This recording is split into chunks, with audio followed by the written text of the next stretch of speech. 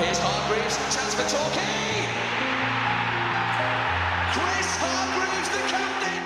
If he stays onside, Carlisle checks instead. He's looking for Benyon. Stills! Hello, welcome to this week's Goals Eye View. I'm joined by Tom. Good evening, lads. You're right. Yes, I'm joined by Chris. Evening all. Every week I hope that we're going to be happy about something, but alas not. No. I mean, before I start, if yours is a little bit different this week, I've got a temper and I have my usual high-tech recording software with me and all that, and microphones. I know, high level at Talky Talk. But no, so if that's a little bit different, apologies. But we should be all right. It's usually Chris with the mic issues, so and me with the interrupting issues. So, but anyway, we don't have Don. He's been working on the site a lot this week, so he's Going to work. Yeah, he's taking the evening off. So, where do we start? A lot to talk about. We will talk about obviously the two games, the yellow cards coming up this weekend. We'll do that last, and just our general thoughts. I watched the game last night. Tom was there. Chris, did you stream it? I did, yes. None of us were at Braintree, as far as I'm aware. No. So we'll start at Braintree then. Right. So, disgraceful. Where do you even start? What can be said that hasn't been said by one of us four for the last few weeks, even for the last year? Weeks? Yeah. Months, year about what happened at Braintree. It's just another level, isn't it? It's just rock bottom seems to keep getting more rock bottom every week. It's you've brought this on yourself. Where do we even start? Just the lack of creativity, the embarrassing goals to concede. I just don't even. I restarted the show to talk about football, talk about Talking United, more to the point. And I used to love talking about it. I used to love talking win or lose. We all did. Something to talk about, something, what player did well this week, what player might get in the same, what player hasn't quite reached it this year. But now I just don't want to talk about the football game. It's just a broken record. And we end up just moaning about the club politics. So it's that's crazy. The problem, isn't it? You kind of don't know what to say about the football kind of week after week. But again, looking at the highlights, listening to people who were at the game on Saturday, it sounds like it was another toothless. We have one shot on target.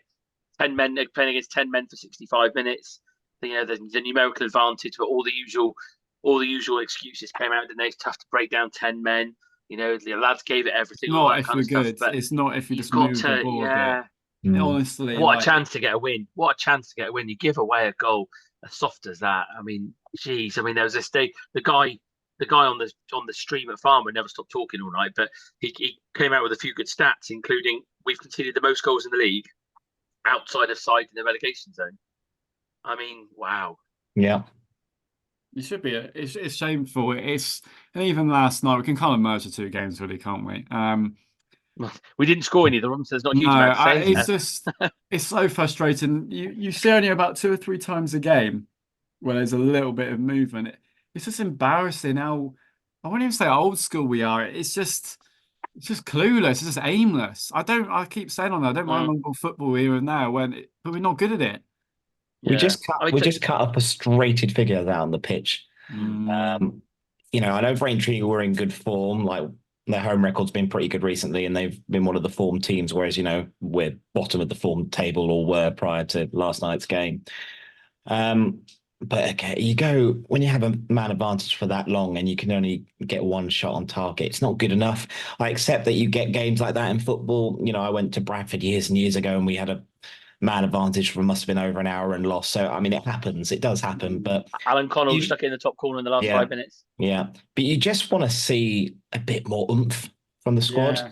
It wasn't helped that Jarvis wasn't available, but congratulations to... Yeah, congratulations to Jarvis, the Jarvis family for that. There's your good news this week. That's the good news. Obviously, it's not good news for the fans on the playing side, but no, completely understandable. But it was a hard listen. I was listening on BBC Radio Devon, and there was just long pauses in the commentaries because there was just no creativity from us at all. And I know Braintree are hard side to break down, but at the end of the day, one shot on target, it's not good enough. And the thing I still, sorry, Tom, the thing on that, I just can't get my head around is last season, some of these games we were crap, but if you think we lost quite a lot of games by the odd goal, didn't we, last season? And there were a lot of games where we were bombing balls in and we were working hard and we were a bit unlucky and the keeper made saves. We were giving it everything and putting in the box and pushing men forward. And at the end of the game, we were kind of exhausted with the energy and emotion of it all. Everything's just so flat, isn't it? Yeah. Like, look at Braintree, you're 1-0 down last 5 minutes against 10 men, and there's just nothing. Last night, nothing. There's just nothing, is there? I just can't. How did it feel kind of live, Tommy, last night? Because it felt, with you kind of watching it on the stream, it felt like we defended quite well. We defended the box well. We got good heads on it. I thought 3 centre backs defended well. No, especially Booth. Nothing. I thought Booth, first time I've seen him have a really good game for us last night. Yeah, we did defend well, but Farnborough was still able to exploit gaps in that back three. A better team would have beaten us. A team who would have had their shooting boots on. It was just flat for a lot of that game. We really just we put a bit of effort in, but the chances were very few and far between. And I think Farnborough, if there was a team that probably deserved to win, Farnborough probably just edged it. They had 2 really good penalty shouts. The second penalty shout, I couldn't believe the referee. I thought it was going to be a penalty. Yeah, and he did get a foot on the ball. He did get a foot on the ball. It was down the other end, so I've not seen it back yet. But I don't know. The one thing that stuck with me as well was just how resigned the travelling support was last night. I did a talking points a post which will come out in the next day or two, and just I've never known the Torquay fans to be so resigned and just so low about everything. The atmosphere was just really flat, and it kind of resonated on the pitch.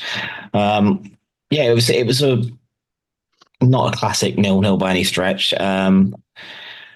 The only positive you can take from that is we've ended the run of defeats. But the problem from last night was every set piece we were defending, we had 11 men behind the ball.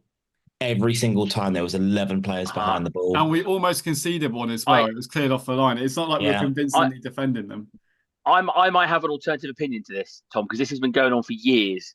When I used to stand on the pop side, when I'm in Bristol's bench with my children now, when you're defending a corner, this is not an opinion necessarily, this is a question. When you're defending a corner, what is the number one priority? Keep it out and have 2 players on the front and back post at all times. Right, exactly. So actually, I don't have a huge issue with having 11 men back, because when you're defending the corner, the biggest risk at that moment is you're going to concede a goal, isn't it? But it wasn't just corners, Chris. It was free kick. It was everything. Throw-ins, everything. And I get that, and I agree with both points. My problem is we're so bad with the ball when we had it, and so just wasteful that leaving when you obviously we're under pressure a lot, then you can see the set piece. You're not going to get the ball unless Halstead comes and claims it and keep the ball then. So you can clear it, but you don't have the ball yet, and then you're stuck in your own half. If we were a team that were really going defence, then when we did have the ball, and we made most of it, and we know we could counter. Yeah. I think I'll be like, no, that's fine, keep 11. But the problem is, it's one of those things. It was very interesting last night. But the thing is, if it weren't for D Moxie, we were conceded last night from a set piece. I didn't feel like we were convincing from any of them. Moxie, who was playing as a wing back for a lot of that game as well. Yeah. Lapsley was playing out on the wing, but I'd say on top of that, lads, what you were saying about the chances, Tom, is we had 3.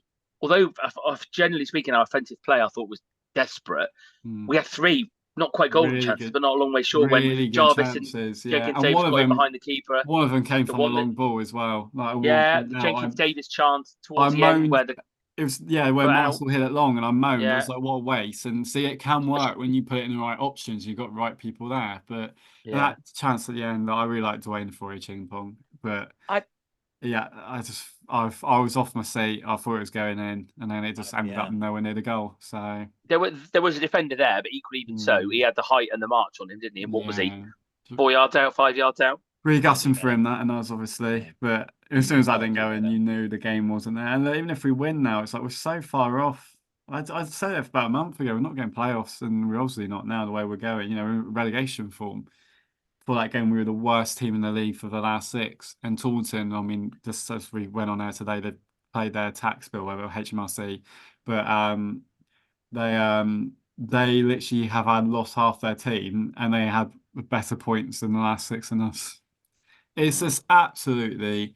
And the thing is, we'll get people, we'll get people who will criticize. Everyone's open for their opinion. People go to football games for different reasons, support football clubs for different reasons. That's absolutely fine. Everyone is there for their opinion, as long as everyone's respectful about each other's. But at the end of the day, the club, I just can't. I just want my football club, or how I ask for a football club, is with the aim and the budget and everything we have, we make the most of it.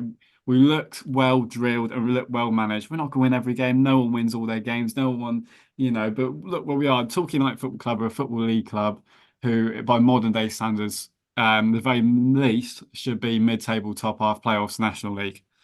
And, we said it time and time and time again. How can we just start accepting? When we got relegated to the National League, it was like, right, we have to get promoted when we went under with Hargreaves and all that. And then within a year, it's, Christ, we have to try and stay up in the National League because that's how things went. How are we going to sit in a year or 2 time and all of a sudden we won't be like the big team in the National League South like we're meant to be in the National League, and we're at the other end? We're going to be stuck here for ages. The depressing part of this is that, okay, right now it's one of the only times in football that I would say at the end of the season, I don't want anyone here. I want new management and new players. The only player I want really, we won't get realistically with all the money in the world. As in Jarvis, maybe Lapsley. And that means you're relying on if that did happen, which I don't see will, because Esperance Johnson's going to be in next season. I truly believe he will. Let's say that doesn't happen though. Totally new squad. I reckon at this standard, with the right budget, of course, a manager could get a squad that could get battle for promotion. But this is a big ask. We want to try and rebuild this club, and you're asking a whole new team. We're going to be off the mark for ages. You've got to sign 16 players. It's a miracle if 16 out of 16 are all good, of those signings. So either way, this was our big chance to repair the damage of last season, go straight back up, rebuild like Yeovil have done, and hit the National League back with momentum, then try and push for the Football League, which Yeovil will probably do in the National League next season. Well, they now we're now years ahead of us. behind. It's going to take years to repair all this damage now. And it's what people aren't seeing. I think for me, I was watching some of the players last night. You said Jarvis and Lapsley. We all know Lapsley, he runs about and, he's what does he contribute then? What does he contribute? He didn't offer a lot last night, sadly. And obviously now he's banned for the Aveney game on Saturday after his red card after he got subbed at Braintree on Saturday. Silly. I understand like adrenaline and all that, but you've got to just channel that. But I tell you what, Jarvis, I've never seen Jarvis so frustrated on a football pitch. No one blames him at all. But my God, I'm surprised his mouth didn't get him sent off either, because he got booked early in the second half, and there were a few instances where he was really. You could just tell his demeanor. I've just never seen him so frustrated. Yeah, no, I really felt for him last night. I don't want to say he doesn't feel like he wants to be there, but once again, he was isolated so much on his own up front. He's a striker who, on this day, is 2 or 3 levels above where we are now, and we should be scoring. If he stay fit all season, he should score about 30 goals, like Reed and Janney were doing around that. Mm-hmm. We just put 20,000 long balls to him where he's not getting control, don't play to his strengths. He should be having 2 or 3 key chances a game and scoring a lot of goals. And he doesn't get the chances. And that means he's basically wasting a year in football where he's, could be striking in the National League. He scored, what, 14? How many goals? Especially with injuries in the National League last season. I on this day, he's a National League, even League 2 striker. And he is stuck down here, and that's such a failure on the management to not get. I just don't understand the logic behind it. But nothing's changed this season.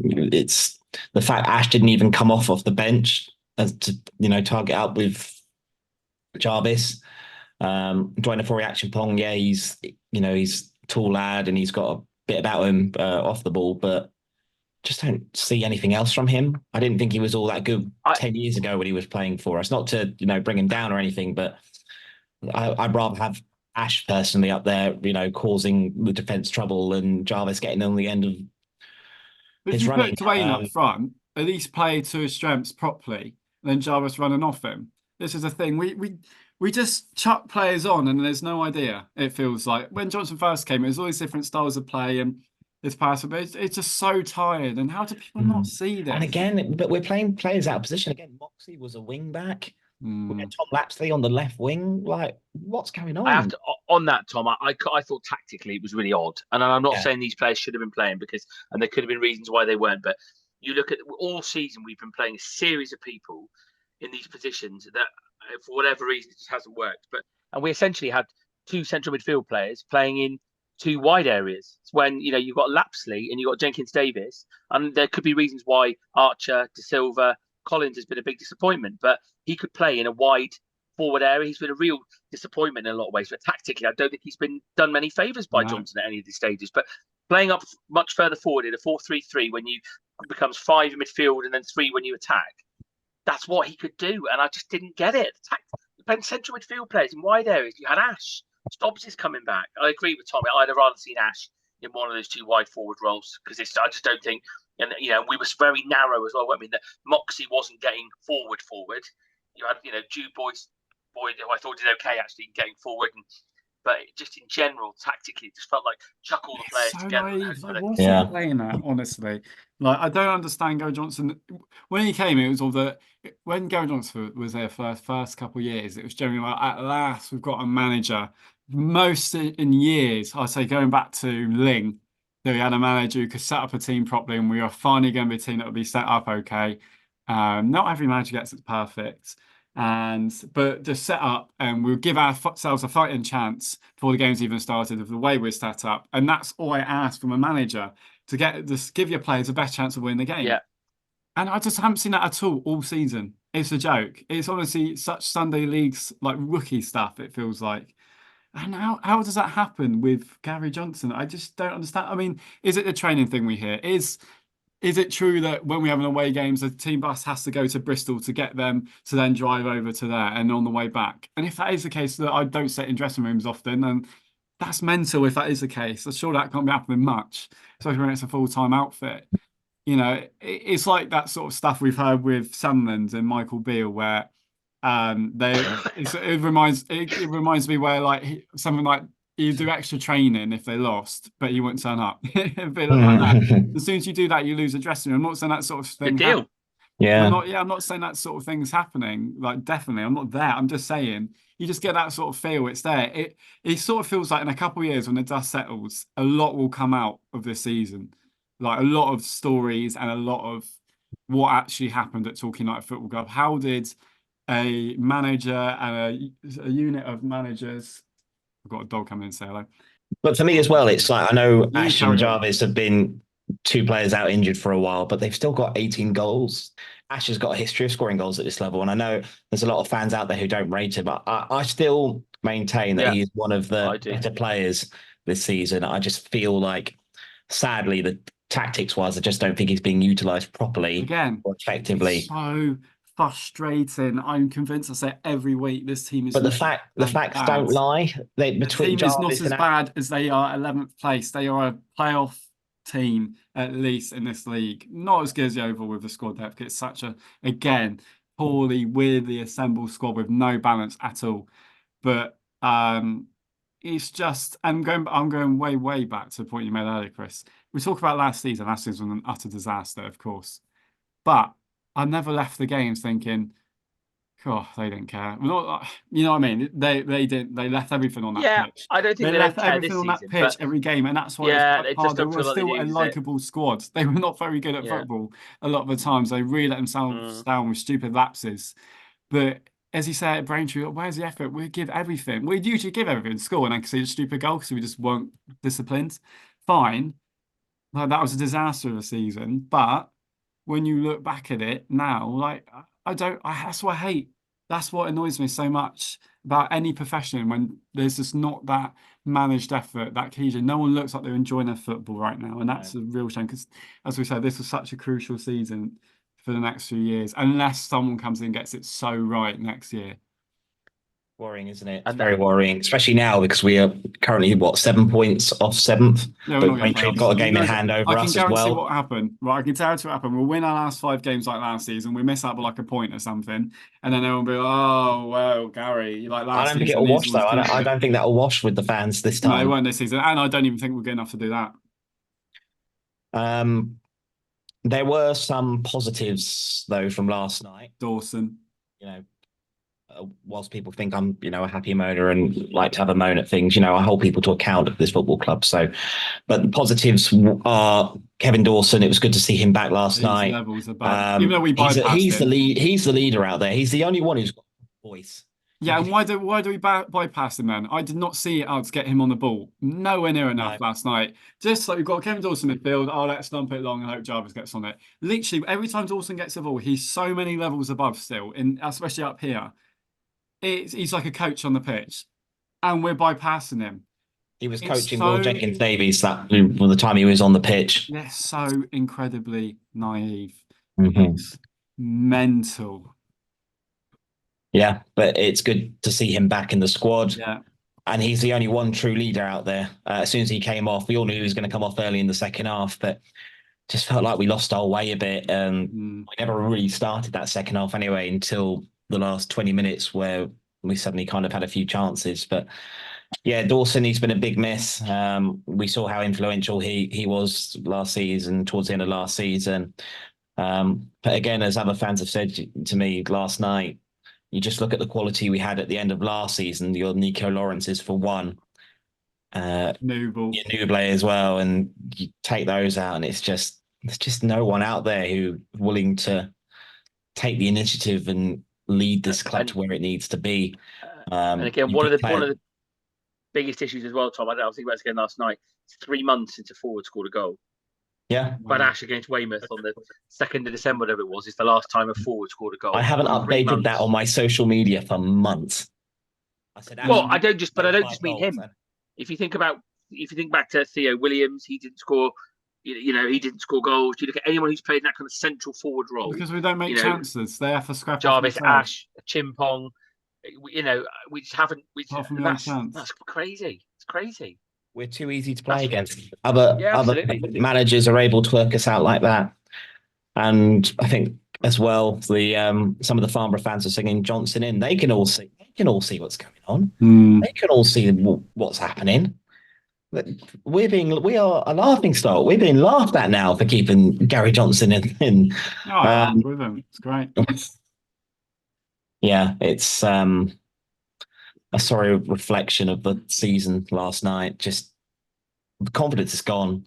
The fans have given up. They still turn up in numbers. I think there was about 100, I'd say 100, no more than 150. I think there have been more with it being a new ground.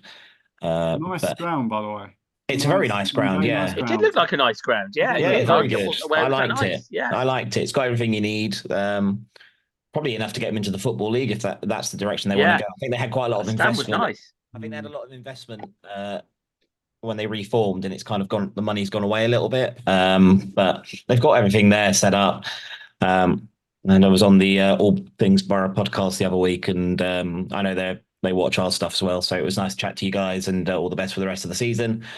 Thanks for listening to me get everything off my chest for an hour and a half. But at the end of the day, we are one of a few full-time professional football clubs in this division. Anything other than finishing, really in that top bracket of the playoffs, for me, is a failure. Yeah. And that has been it's just interesting to me how the remit has completely changed from the start of the season. From when we lost to drew with Wrexham, got relegated, it was we're going to have fun in this division. We're going to, target winning the league. We'll have fun with it and bring smiles back to fans' faces. It's now gone too well. If we can finish second or third, that's the target now. Home advantage in the playoffs. And now it's just, we can still squeeze into the playoffs and that would be a success. But again, I think won't wash with me and it won't wash for a lot of the Torquay fans. I totally agree as well. Do you know why as well? It's something else about that. That's not our opinion. It is our opinion. But if you look at anything that came out of the club in the summer, you look at everything in the match day programme, meet the players. It's in every single programme at home. What is the ambition for the season from every single one? promotion. I remember Sheridan saying to us when we spoke to him in the pre-season, excuse me, that it's all a bit odd because Torquay are just like promotion. Yeovil were kind of a bit more like, okay, well, let's feel our way into the season and see what happens. Yeah. None of that from us. Well, I've got a question for Chris. Oh, right. How do you feel now that your beloved Ryan Hansen is no longer I thought that'd be a it. Torquay United player? I don't know how he became my beloved Ryan Hansen, but yeah, it's not worked out, has it? It just hasn't worked out. But he's not been fit enough. I know Johnson joked it. Well, we're not joked. People joked about his comment around the concussions, but having 2 pretty serious concussions early into a new club, because it did cost him 3 months, because that's a very serious injury to have had twice, isn't it?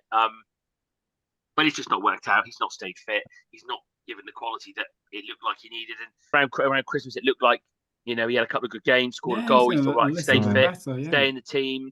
He's not been able to stay fit, has he? So it's no surprise he's gone back towards his home, I don't think, is it? Yeah, good luck to him. But as with a lot of people, it's not worked out under Johnson, has it? No, I agree. And it's just like that money is obviously wage freed up. So where's the new players coming in then? Well, I guess it's because Dawson came back from injury, but again, Sam, there's no excuses now. You look at that lineup last night. I thought, wow, look at the source. Yeah, that's what I generally thought. We're going to win, and then we're going to start a new run last night. There's no so and so's injured and so and so's injured. Dawson will come back and Jarvis will come back and Ashton. No, yes, we've been unlucky. Yes, we've missed a lot of players, but there ain't no excuse now. We're putting ourselves in a position where we're going to have to win 7, 8, 9 games. We're definitely title winners, and we've got to play Oval still. Yeah, we've got some tough games to come still. We've played a lot of the sides up there away, but the other problem is our away form was 11 defeats away from home. Yeah, we're going to have to improve our away form, A, to get in the playoffs, and B, the only option in the playoffs is going to look like it's going to be to win away from home. Yeah. You see that? No chance. There we are. We're going to the Supporters Trust protest that, thankfully, as you may have seen, all of us around Torquay, a lot of Torquay sort of fan sites are coming together. Peaceful protest. We don't want any trouble between any of us. We just want to say that we're failing at all levels here. There will be, as per all the details on the Trust website and on all their social medias, will be yellow cards handed out. It has been in Devon. Was it Devon Lifesave? Richard Hughes has put it in today. Various things coming as well.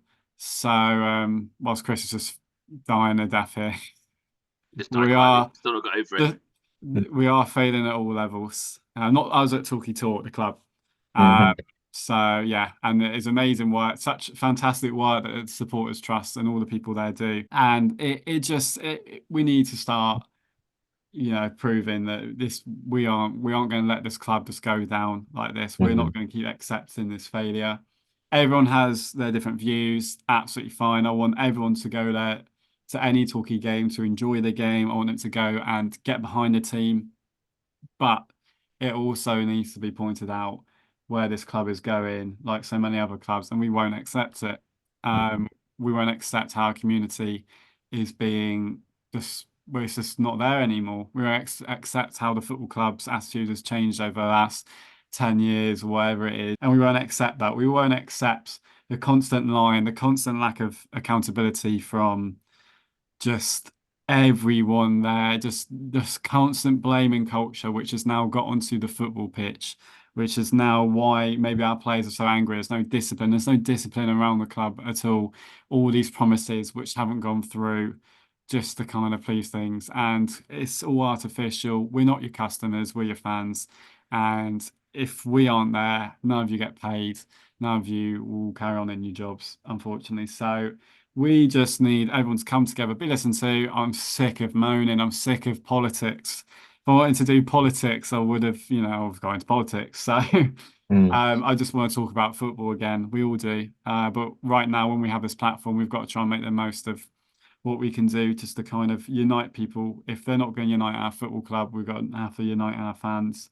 Anything you two want to add on that? Yeah, it's not a decision that we take lightly. Of course, I think people forget that we want this club to be successful. We are supporters at the end of the day. We want this club to do well. We want this club ultimately to be back in the Football League, as was, when the 5-year plan was released by Clark Osborne. But, I'm sure Chris will say it. What what does Clark Osborne, what does George Edwards, what do they expect? If you're gonna there's no way that people can just accept this for what it is.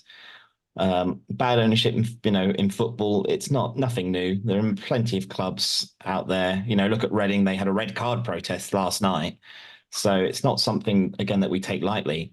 And everyone has their opinion as to what to do. Some will join. Hopefully, as many people will join in the protest. A peaceful protest, I must add as well. No, this is not at all linked to any sort of thuggery. None of the aims from the TUS, obviously speaking on behalf of ourselves, not the TUS, but no one wants, everyone just wants to be peaceful about this. Protest does not mean flares on the pitch. It does not mean violence at all. And I hope the people that are against any kind of protests understand that. And I also hope that people who are taking part of the protests, we just enjoy the game. That's Yeah. fine. I will actually be coming back to play more. My 2-game hiatus has ended. Well, I've paid my season ticket, I suppose, and it's not going to make a difference now. But just because I want to support the football club whilst I still can, Yeah. and the TUS, of course, and everything like this. So that is the point I would still make, Tom. What you just said there, I don't understand what they expect, because you can have an opinion on the owners, you can have an opinion on how they're doing things, and they can do what they like because they own it. But the point you can't argue with if you're them is, what do they expect? What do they expect? What does Johnson expect in all of these spiky interviews and all of these digs at the fans? What do they expect? Because if people are being unreasonable and the expectation is not within context of what you can achieve, if it's unreasonable, then fine. If people are being, I've got no issue with that, because you need to be reasonable. But with the relegation last season, with the dreadful, it's been a dreadful football as much as there still are only 2 games where I think we've played well. Where you've left games thinking, "Oh, crikey, we played well there." We'll leave it on a fact. We'll leave it on a fact, right? If anyone wants to question and remind where this sort of club is, 20 years ago today when we filmed this, Torquay United won 1-0 at Hull City in League Two. Leroy Rossini was manager. Liam Rossini didn't play that day, but I believe he came in later. We got promoted to League One 20 years ago. 20 years later, Hull City in the top 6 under Liam Rossini, fighting to get into the Premier League. We know where we are. Now, if that doesn't show, not Torquay should be in the Championship, but what Torquay used to be, a plucky underdog community football club against the odds, staying in League Two and more, sustainable, different times, of course, community club. Think when I was growing up, Frank Prince, all those people in the community who would really make an effort, not to make an artificial, here's 500 tickets for local schools, we're doing a great thing, effort. That's not community. To really build that community, get people in the door. And there's none of that now. And that's where we were 20 years ago. And it's going to take a long, long time to get that back. So that is my message, actually, where we were 20 years ago. Let's not lose sight of what this club was, how it was in the league, and how the community was. And if that's not one or two things to really go, hang on a minute, I'm going to speak up here, either peacefully or just then I don't know what is, to be honest, because I actually think the community and the soul destroying part is even worse. I think as much as anything as well, and something that I think some of the leaflets show, is it's not just about the results and the fame. No, it is about that.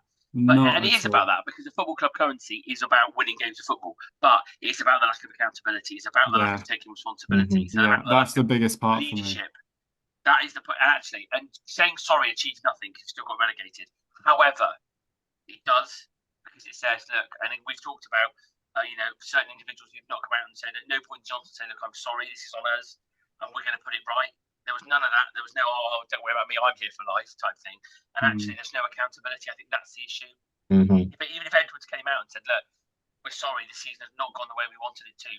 We're going to work hard to make sure. It achieves nothing in real terms. But what it shows is a bit of leadership and a bit of mettle and a bit of, look, we agree this isn't good enough. as opposed to making excuses and trying to pick fights and trying to take bed sheets off people in grounds, which is all just a bit petty and all just a bit like, oh, well, you can't do that at my club. But actually, the reality of it is a bit of accountability, a bit of responsibility, and a bit of, look, we're sorry, goes a long way. Yeah. Getting people on side, to helping people understand, enabling people to understand and kind of understand why what's happened has happened. But there was just none of that, and I think that is one of the real issues that you have to get right. I'm all for one club united, but the club need to again practice what they preach. I mean, since they said that, it couldn't have been less united. Is the problem? The results couldn't have gone any worse, could they? No, and the set piece offending couldn't until last night. No, this is true. Anyway, I think that's us for this week. Unless you two are we going to win on Saturday though? I hope so. I believe we will, because I reckon actually because the yellow cards will come out, we'll actually just decide to start playing well. So we'll be when we're 3-0 up. That would just be a nice talky thing to do. But if it could do that, actually, that would be great. So if we all threaten to protest and they win every game 6-0 and get promoted, there's a deal. Yeah, that'll work. But I did it last week saying we'll have got 6 points, didn't I? Remind me, who are we playing? Averley. Yes, that's the one. We lost that 2-1, didn't we? Cracking set. I want to say a win.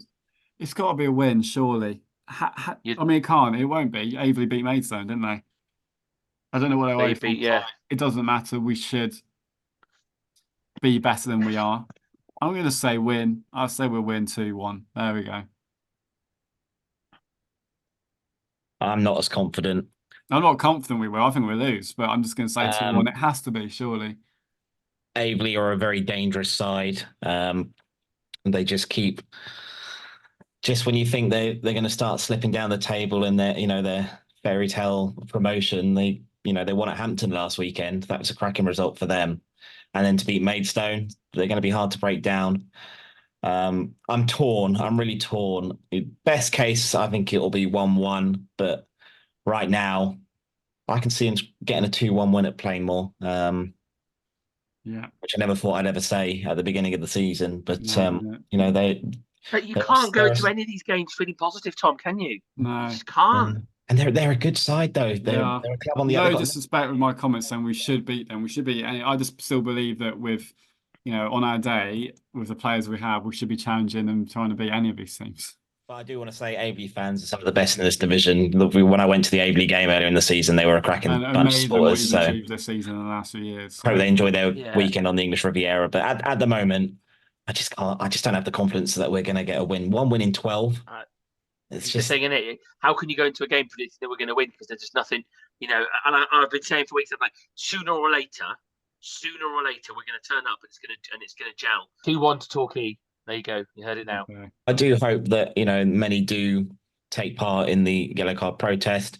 I hope everything remains civil and peaceful. Yeah. Those that don't want to partake, absolutely fine. But just know that we are supportive of our football club. Yeah. We want this football club to do well, but we now want to hold this club accountable for the failings that have been going on for the last few seasons. Yeah. That's all we ask. Yeah, totally with you. Right. Thank you so much for joining us this week, as per usual. It's tough. It gets tougher every week, to be honest. I don't like being someone who constantly has to moan in my life, believe it or not. But here we are. I hope everyone enjoys the weekend and we get behind everything. So, see you then. Here's Hargreaves, chance for Torquay. Chris Hargreaves, the captain. If he stays on side, Carlisle checks instead. He's looking for Benyon. Still!